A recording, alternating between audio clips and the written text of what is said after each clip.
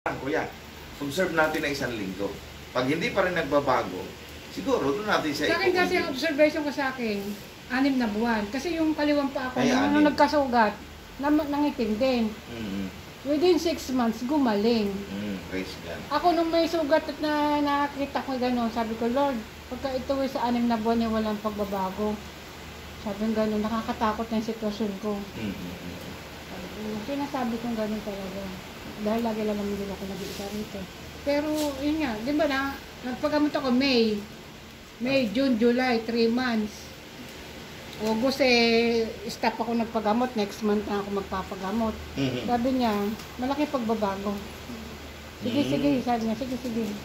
Ayan, praise God. Hindi niya nilinis, wala siyang ginalaw, pinalitan lang niya ng gasa. Purihin ang Diyos. Okay, so ngayong gabi gusto kong balikan natin yung topic natin na patungkol po sa Ezekiel chapter 16 verse 4. Sabi dito, nang ikaw ay isilang, hindi ka pinutulan ng pusod, ni pinaliguan, ni kinuskos ng asin, ni binalot ng lampin. No? Itong pahayag ng Diyos kay Ezekiel, propeta Ezekiel, tungkol sa Israel to. No? So binanggit to na ipinanganak ka pero hindi ka pinutulan ng pusod. At hindi rin kinuskus ng asin at hindi ka binalot ng lampin. So, anong ibig sabihin noon? Di ba dapat ang bata naman talaga literally pag sinilang, putol ang puso, pinuputol yan. Amen? Nurse man yan, doktor o kaya hilot, pinuputol yan. Amen? Naalala ko pa nga ay ang pamputulan dati ay kawayan. No? Ang pamputol ng puso ng mga hilot, kawayan pag wala silang gunting. No? Kasi walang infection daw yun. Kawayan. No? Inasaan ang gusto yung kawayan. Magaling ang pagkaano. Mataling po yun. Okay. So, dito po binanggit, anong ibig sabihin dito? Kasi wala namang sa atin na pinanganak dito na hindi pinutulan ng pusod. Ano po? Lahat naman pinutol ang pusod. So anong ibig sabihin dito ni Propeta Ezekiel na hindi ka pinutulan ng pusod? Ito yung connection natin sa ating mga magulang. Ito yung mga sumpa, no? Ito yung sumpa na sa ating mga ninuno na baka hindi pa naputol. Amen? O, anong sabi ng Exodus? Kapag hindi pa talaga naputol, ito yung connection natin sa ating mga magulang, mga ninuno. Ilan? Alam nyo ba ang pinanggalingan ng ating nung tayo mag-asawa, ilan? Ilan ang lahi?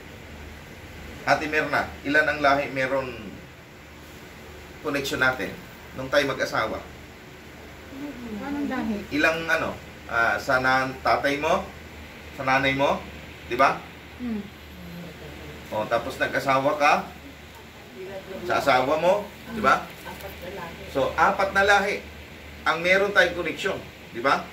O, sa aming mag-asawa, mama at papa ko. Tapos, nagsama kami. Yung biyanan ko, at saka, di ba? Nara at saka Ramirez. Tama?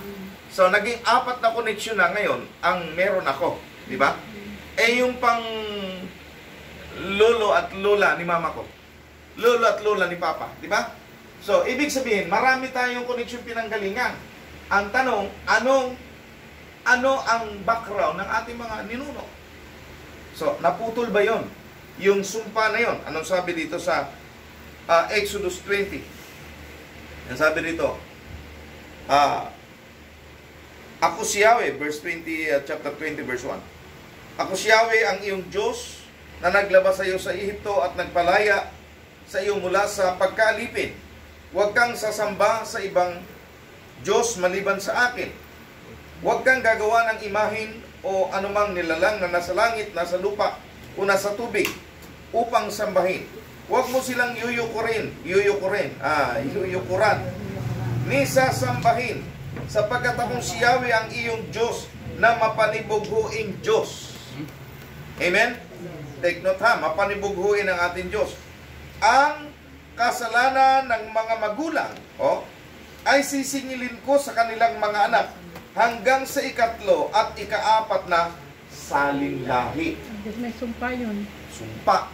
sisingilin ko hanggang sa ikatlo, hanggang ikaapat. O, apat, ang nabanggit natin kanina, apat pa lang yun. Pero meron pa tayong lulot-lula sa lulot-lula ng ating mga lulot-lula, mga ninuno natin. Amen? Ang daming connection tayo. Kaya, minsan, nagkaanak ka, meron ka sa magkakapatid, tingnan nyo po, sa magkakapatid, tingnan nyo, iba-iba ugali. Halimbawa, 5 kayo magkakapatid, 7 kayo magkakapatid, iba-iba ugali ninyo. Ito.